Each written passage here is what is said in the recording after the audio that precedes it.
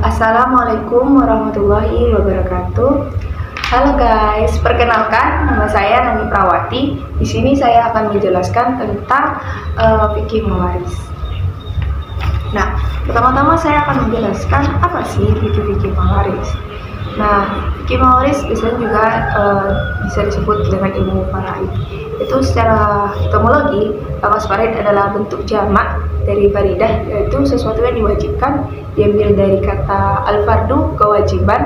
Dan secara etimologi kata al-fardu ini memiliki beberapa arti, yaitu diantaranya adalah al-wajibu, wajib, al-qadaru diperkirakan, al-hadzu pembatasan, al-takdiru ketentuan, al-qat'u ketetapan atau kepastian. Sedangkan secara terminologi ilmu faraid itu mempunyai beberapa definisi. Yang pertama yaitu ilmu yang mempelajari tentang tata cara pembagian warisan. Nah, jadi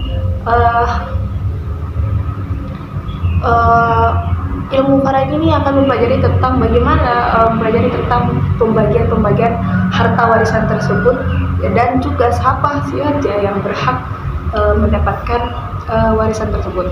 Yang kedua yaitu ilmu tentang aturan dan peraturan dari fikih dan hisab hitungan yang bisa diketahui tentang siapa saja bagian ahli waris. Nah, jadi di sini mewaris ini akan mempelajari tentang aturan dan peraturan yang sesuai dengan fikih dan hisab yang diketahui dengan setiap bagian ahli waris. Jadi harus kita mempelajari akan tentang siapa saja dan bagian apa saja, bagian berapa saja yang mereka dapatkan. Dan yang ketiga disebut dengan juga al-fiqih al-mawaris, yaitu dan ilmu al-hisab untuk mengetahui dan menghitung setiap harta waris yang ditinggalkan. Nah, di sini juga akan diberitahukan. Jadi sebelum pembagian itu kita diperhitungkan. Dalam ilmu ini kita memperhitungkan berapa harta yang akan didapatkan oleh si ahli waris. Dan yang keempat, hukum yang mengatur tentang perpindahan hak pemilikan harta peninggalan tirkah pewaris, menentukan siapa-siapa yang berhak menjadi ahli waris dan berapa bagian masing-masingnya. Jadi di sini juga ilmunya akan mempelajari tentang siapa aja yang dapat harta warisan tersebut dan berapa saja yang mereka dapatkan. Nah, dalam definisi ini Muhammad Ali Al-Sabuni mendefinisikan kewarisan itu adalah kewarisan al-irth adalah perpindahan kepemilikan dari seorang yang sudah meninggal pada ahli warisnya yang masih hidup, baik kepemilikan itu tersebut harta bergerak, harta tidak bergerak, maupun hak-hak yang sesuai dengan syariat. Nah, dari sini kita bisa pahami bahwa kewarisan itu intinya adalah suatu ilmu tentang kaidah fikih dan metode perhitungan yang dapat mengetahui ahli waris atas harta peninggalan sang mayit atau al-muwaris itu. Nah, selanjutnya saya akan membahas tentang rukun waris. Rukun waris ini ada 3, yaitu al-muwaris, al-waris, dan juga al-mawrus.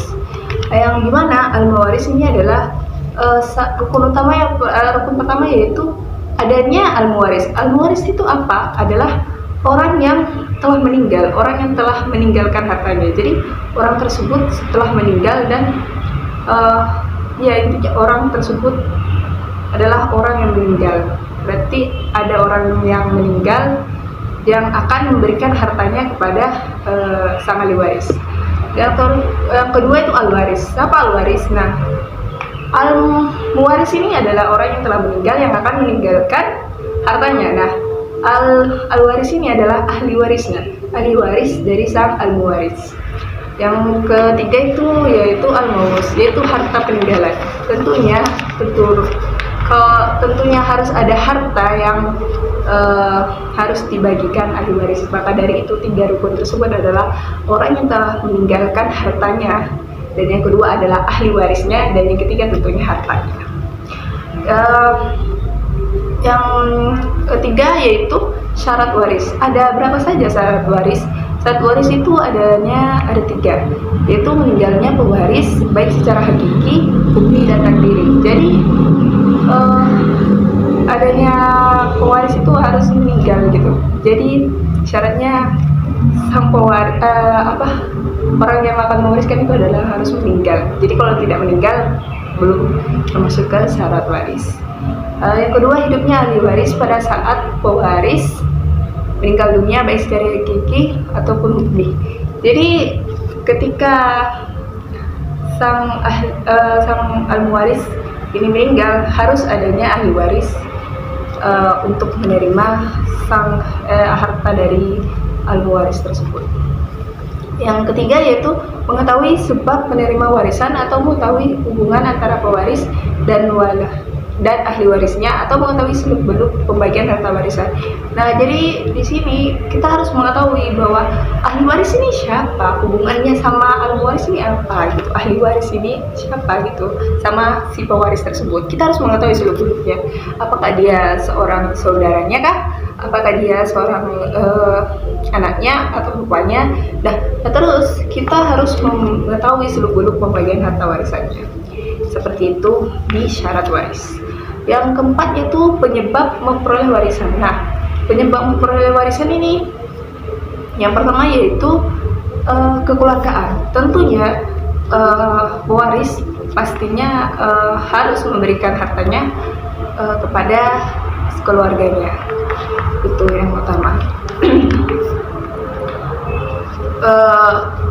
Yang dalam surat 4 dalam ayat 7 yang disebutkan bahwa dalam artinya bagian orang laki-laki adalah bagian dari harta meninggalan ibu bapak dan kerabatnya, dan bagi orang wanita ada hak bagian pula dari harta peninggalan ibu bapaknya dan juga kerabatnya, baik itu sedikit maupun menurut bagian yang telah ditetapkan. Nah, dalam hubungan kekeluargaan ini ada yang namanya hubungan qorabah atau disebut juga dengan hubungan nasab atau hubungan darah, yaitu setiap hubungan persaudaraan yang disebabkan kelahiran atau keturunan baik yang dekat maupun jauh. Contoh ya, hubungan qorabah ini adalah nenek yang telah melahirkan ibu yang telah melahirkan anak. Nah, antara nenek, ibu, dan anak itu memiliki hubungan darah. Maka dari itu disebut dengan hubungan darah atau hubungan nasab. Hubungan nasab ini mempunyai mencakup keturunan pewaris, yaitu furu al-waris, kedua orang tua pewaris, usul waris, saudara-saudara pewaris atau hawaisi, baik laki-laki, perempuan yang sekandung, seayah atau seibu, paman pewaris yaitu umumah, baik paman kandung atau seayah maupun anak laki-laki dari keduanya, serta pemerdeka budak yaitu wala, laki-laki atau perempuan atau dengan sebab ram zawil arham. Nah, yang kedua yaitu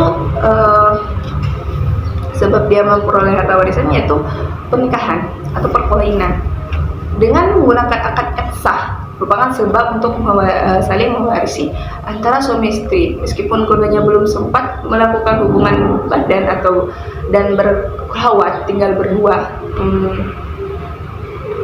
Itu sudah sah. Intinya akan sah berarti perkawinannya sah. Apakah bisa perkawinan itu tidak sah? Bisa jika walinya tidak ada. Kan pernikahan itu tentunya harus ada wali dari si perempuan. Jika tidak ada, maka pernikahannya tidak sah. Maka dari itu dia tidak membolehkan mendapatkan harta warisan. Ada juga yaitu jika seseorang lelaki yang menikahi lebih dari 4 istri. Jadi 4 istrinya ini sah, sedangkan istri selebih dari 4 itu, yang istri ke-5, 6, 7, 8 itu otomatis tidak sah dalam pernikahannya. 5, 6, 7, 8 itu sudah termasuk zina karena tidak sah pernikahannya, karena tidak boleh menikahi lebih dari 4 istri. Yang ketiga yaitu sebab-sebab memerdekakan budak. Kenapa? Sebab-sebab memerdekakan budak. Jadi orang yang memerdekakan budak itu memperoleh harta warisan juga. Nah, Nabi Muhammad SAW bersabda, hubungan orang yang memberikan hamba dengan hamba itu seperti hubungan turunan. Jadi ketika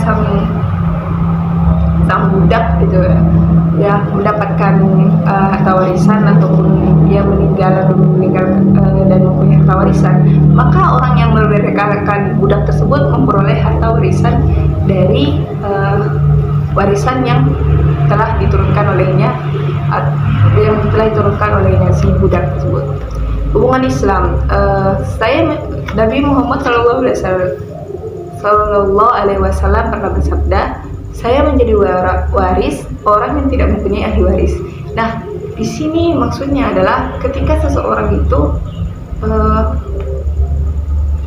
tidak mempunyai keturunan ahli waris, jadi biasanya orang yang paling dekat dengannya walaupun tidak sehubungan darah maka akan menjadi pewarisnya. Penyebab terhalangnya memperoleh warisan itu antara lain adalah hamba atau budak, di mana seorang hamba itu tidak memperoleh. Kenapa yang pertama adalah budak? Karena seseorang budak itu tentunya adalah orang yang telah dituani, maka harta budak tersebut itu tidak bisa didapatkan oleh si budak tersebut. Jadi kalau dia belum merdeka, tentunya dia tidak mendapatkan harta warisannya, karena dia seperti barang yang telah dituani oleh tuannya. Oke, yang kedua adalah pembunuhan. Bahwa ketika ahli waris yang membunuh pewaris terhalang untuk menerima warisan, jadi orang yang membunuh tentunya tidak mendapatkan harta warisan. Yang ketiga itu murtad. Mengenai kewarisan orang murtad, ulama sepakat bahwa dia tidak menerima warisan baik laki-laki maupun perempuan, karena tidak ada orang muslim dan tidak pula orang kafir, karena dengan berbuat murtad dia sebenarnya sedang menjadikan dirinya kehilangan pendukung dari semua pihak. Jadi kalau orang murtad otomatis dia tidak mempunyai dukungan lagi dari orang muslim, dari Islam.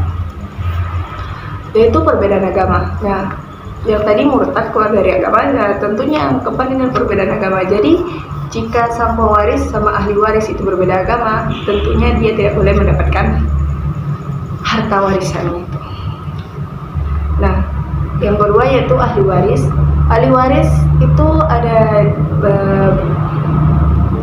25 yang terdiri dari 15 ahli waris laki-laki dan 10 ahli waris perempuan. Nah, berikut adalah daftar isi dari 15 ahli waris laki-laki, dan juga berikut adalah 10 ahli waris perempuan.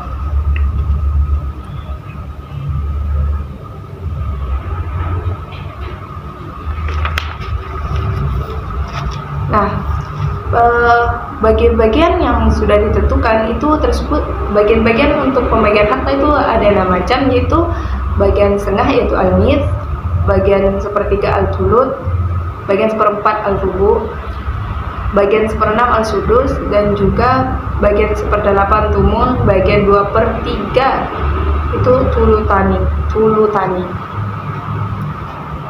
Para penerima salah satu bagian-bagian yang sudah ditentukan di atas disebut sebagai ashab al-furud, atau sering juga disebutkan dawa al-furud, yang bermakna ahli waris penerima bagian-bagian tertentu.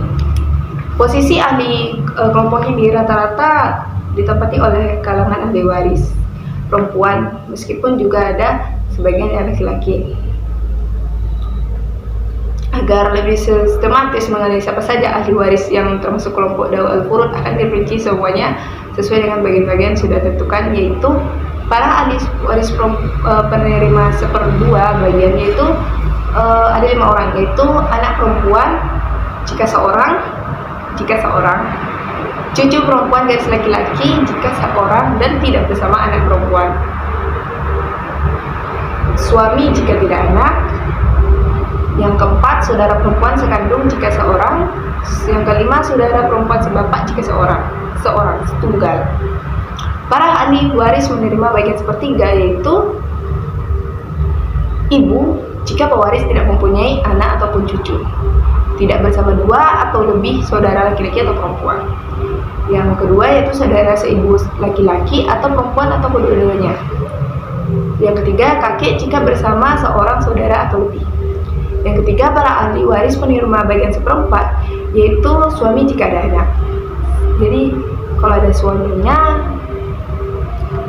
terus ada anaknya, maka dia memperoleh seperempat. Dan yang kedua, jika istri jika tidak ada anak atau cucu.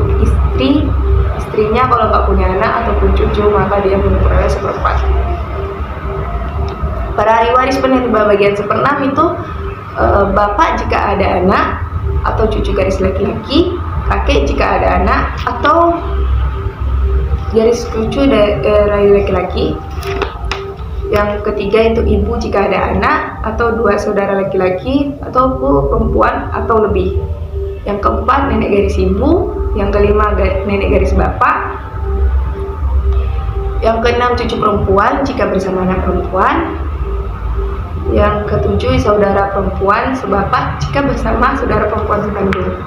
Nah, sedangkan pada yang kelima yaitu para ahli waris penerima bagian seperdelapan, yaitu seorang ahli waris saja, yaitu istri yang ditinggal mati suaminya dan meninggalkan anak atau cucu dan seterusnya ke bawah. Bagian seperdelapannya itu untuk istri berlaku bagi seorang istri atau beberapa istri mulai dari 2 sampai ke 4 istri. Yang keenam adalah para ahli waris penerima bagian 2/3. 2 orang anak perempuan atau lebih jika tidak bersama anak laki-laki. Yang kedua yaitu 2 orang atau lebih cucu perempuan garis laki-laki jika tidak bersama dengan cucu laki-laki garis laki-laki. Yang ketiga itu 2 saudara perempuan sebapak atau lebih jika tidak bersama saudari laki-laki atau saudari sebapak. Jadi seperti itulah fikih mewaris. Thank you, and then don't forget to like, share, and subscribe. Terima kasih. Dadah. Assalamualaikum warahmatullahi wabarakatuh.